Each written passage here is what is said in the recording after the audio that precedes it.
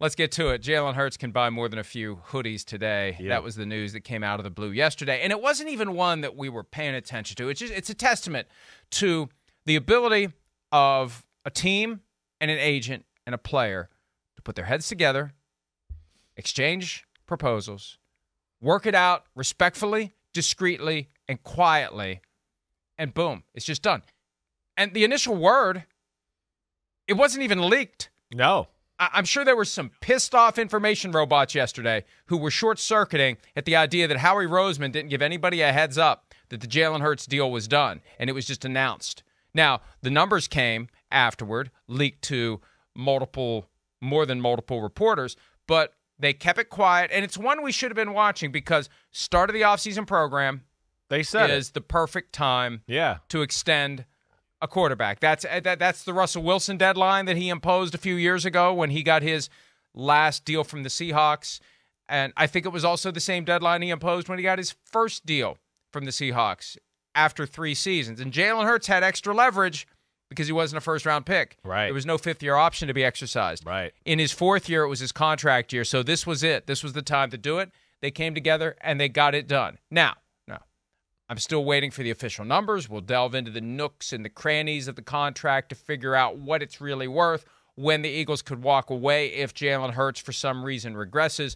But on the surface, it's a damn good deal. On the surface, in terms of new money, we'll talk about that in a second, but new money, richest contract in league history at $51 million per year in new money. So great APY, as they call it, average per year, and a lot of money guaranteed. We don't have all the details yet, signing bonus, full guarantee at signing, etc.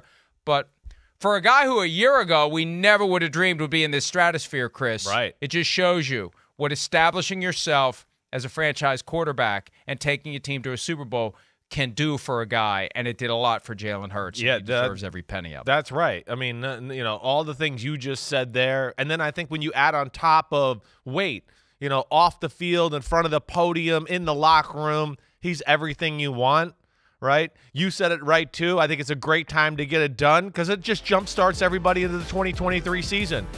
He walks in the locker room in OTAs or workouts today, and the whole locker room gets excited around him, and, there's a lot of talk and chatter, and your leader's happy. And if your leader's happy, usually the rest of the locker room and the team's happy.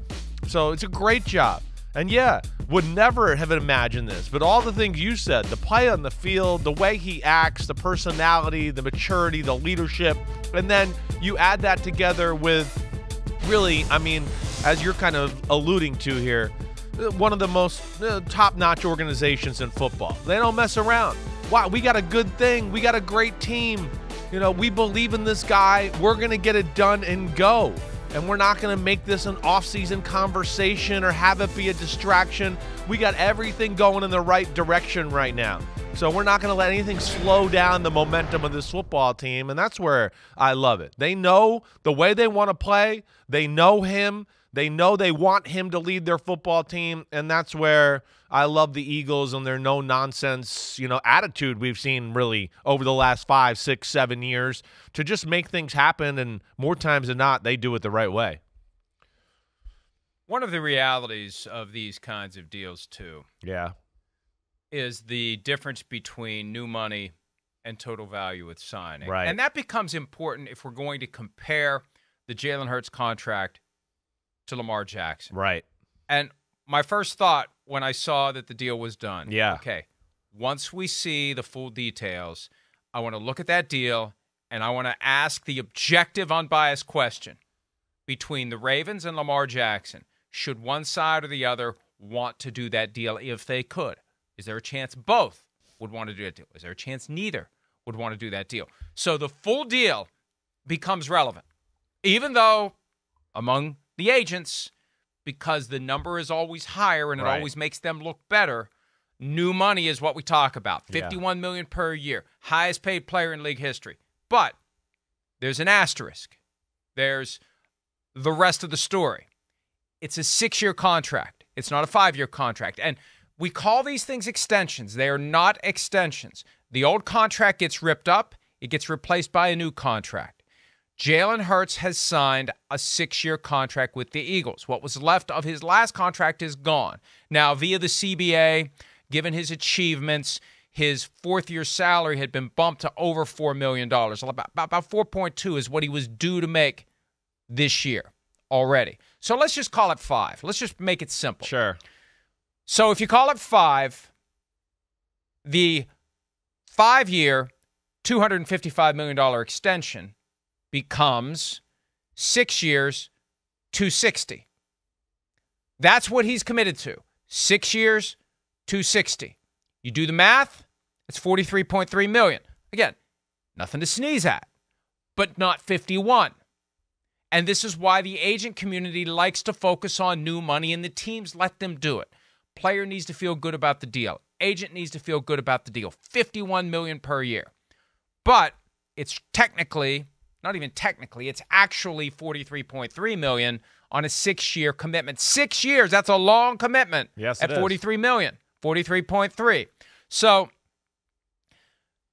I say that because I get the feeling that when I see all the numbers, and I've heard little bits and pieces. Somebody texted me yesterday, hey, it may only be $105 million over the first 3 years, and then the Eagles can walk away without any further commitment. Well, we'll see. We'll see. I appreciate you passing it along, but I always want to get my eyes on the full details and do my own breakdown. But just 6 years, 43.3 is amazing. If I'm Lamar Jackson, for Jalen Hurts, it's great. But if I'm Lamar Jackson, am I making that commitment? 6 years, 43.3? No. And I was saying it's amazing for the Eagles too. Signing. Yeah. Because if Hurts keeps playing really well, right? Because we get to year 4, 5, 6, 43.3 is going to look like a bargain, and that's the other side of here. When you do anything longer than a 4-year deal, you are running the risk that you're going to get to the point where you've outplayed your contract or the market has surpassed where your current level of play is, and you're getting screwed. And you're taking the leap of faith. They're going to make it right. Right. They're going to do right by you. And that's a risk. That's a risk. Howie Roseman may not be there. Nick Sirianni may not be there. Right. Jeffrey Lurie may not be there. You're signing yourself onto a contract and a commitment that is open-ended, that holds you in place for 6 years. And if you find out at some point you're not getting paid what you think you should be getting paid, Chris, you're stuck with that commitment that you made. Yeah, you are. But that's something that as a player you deal with when that time comes. For right now, you're happy for what you got, what you've accomplished, right? I think Jalen Hurts is a guy is as team guy as you're ever going to see in your life. I think he was probably not looking to go just like a Patrick Mahomes or a Josh Allen. He wasn't looking to okay, wait, hey, yeah, this is nice. Everybody can put out there the 5-year $250 and it makes it look good. But he knew in actuality, sure, this is good for the football team. I mean, it is. Like you said, 2 years from now, maybe by the end of this offseason, this contract is going to look like, oh, whoa, it's not that big when you add in that 6-year part of this whole conversation. But they're sold on it. And he's sold on what they got working there in Philadelphia right now. And I think he knows too, hey, the support system I got around me, that's only going to lend me to, playing better and maybe seeing that second contract, 4 years from now, whenever it may be. But, either way, I think it's a win-win for both, right? I mean, the Eagles, when you add in that 6-year conversation where I was trying to explain to somebody this yesterday a little bit, that's a big time. 43.5, that's not a bad number for right now, 2023. The Eagles got to be happy with that. And then exactly like what you said to start the show, Jalen Hurts, come on. Before the year, did we think that this kind of contract was going to really happen? I certainly was skeptical. Here we are, so I think it's win-win for both, and that's the positive. But you're right, that's a real aspect down the road, but they'll deal with that when that time comes. And one of the realities of a negotiation like this, there's a trade-off as to what's important to the player, to the agent, to the team. Right. And the ability to be the highest paid player under the new money analysis in league history must have been important to somebody in this equation. Right. And if the trade-off is the Eagles could get out of this after 3 years and $105 million and walk away, if that's true, again, I'm going to defer to the final and official numbers. But that's where the balance comes in. I heard when they did the Patrick Mahomes extension that Lee Steinberg wanted to be the first guy to do a $500 million deal.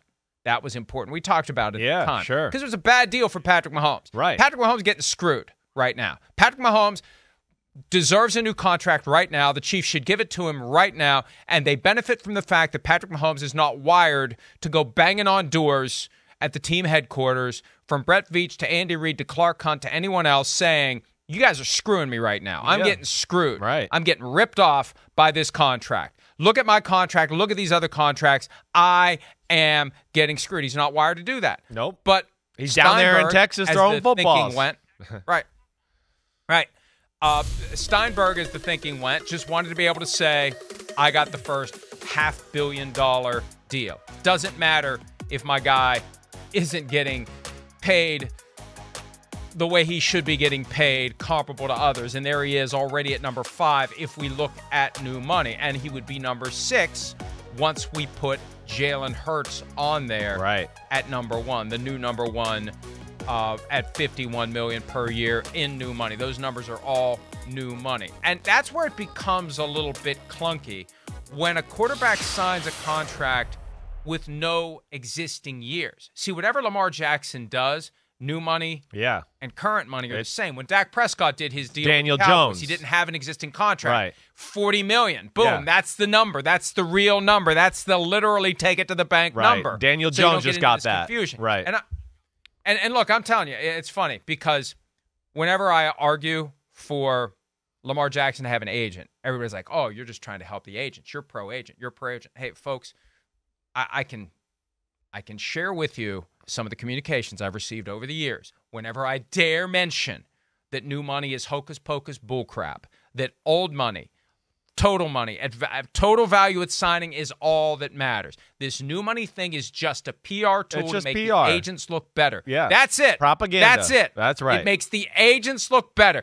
I represent the highest paid player at my position, at my player's position. I've got the high watermark. I did this, I did that. And it doesn't matter who the agent is, they all do it. They all want to do it. It's baked into the industry, except when Lee Steinberg was motivated to get a $500 million for Patrick Mahomes. But still, even then, $45 million per year in new money was the high watermark. Right. But we knew at the time this guy was committing for over a decade. This contract is not going to look good in a fairly short amount of time. And here we already are, 3 years removed from it. And he's getting screwed.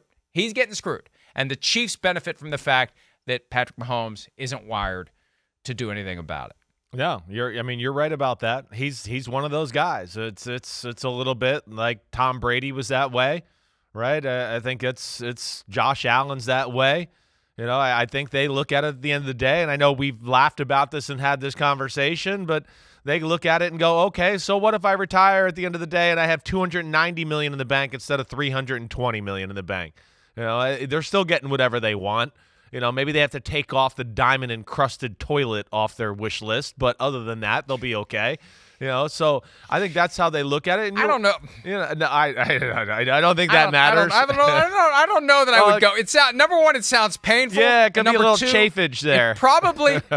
It probably would be hard to clean under certain specific circumstances, preceded by certain types of illnesses that could cause it. You know. All right. Thank you. Thank you, Dr. Doom, for bringing us down that alley there. Thank you very much. Yeah, but just diamond encrusted toilet. You're the one that threw that out. I know. There. Well, you know, I meant on the edges. Take not a like, crap on broken glass. I meant like on the edges, not on like the actual there. Right. But yeah, I just think, yes, you're right. That's the way they're wired. I think that's the way Jalen Hurts is wired. I think that's why they got to this contract, Mike. It does a little bit of both. It appeals or appeases the agent. It appeals and appeases Jalen Hurts and, you know, his ego just a little bit within the reality of like, hey, this is good for the team because we'll talk about the new money, but there's really a 6th year here and it's only $5 million and, you know, your number's only $43 million. And obviously that was okay. But you're right. I mean, you know, that's the way these guys are. A lot of the quarterbacks are like that.